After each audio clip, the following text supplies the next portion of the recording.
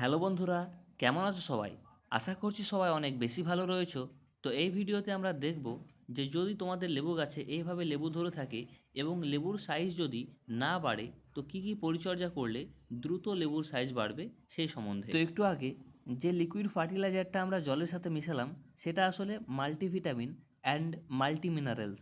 আর এই যে দেখছো যেটা গুঁড়ো করলাম এটাও এক ধরনের মাল্টি মিনারেলস ফার্টিলাইজার। তো দেখো, গাছে ফুল থাকা অবস্থায় কোনো ফার্টিলাইজার গাছে স্প্রে করা চলবে না। যেহেতু এগুলো ফলে কনভার্ট হয়ে গেছে তাই দেখতে পাচ্ছ আমি স্প্রে করছি। আর দেখতে পাচ্ছ অনেক দিন থেকে গাছের পরিচর্যা না নেওয়াতে গাছের গোড়াতে কী ধরনের আগাছা জন্মে গেছে। তো এখন যে মাল্টি মিনারেলসটা আমরা গাছে দেব তার আগে কি করতে হবে, একটু খুঁচিয়ে নিতে হবে মাটিটাকে। দেন এভাবে আমরা যে ফার্টিলাইজারটা সেটা গাছের গোড়াতে দিয়ে দিব। এরপর গাছে ভরপুর পানি দাও যতটা গাছের প্রয়োজন। আর এই ধরনের ইনফরমেটিভ ভিডিও পাওয়ার জন্য প্লিজ একটু সাপোর্ট করো।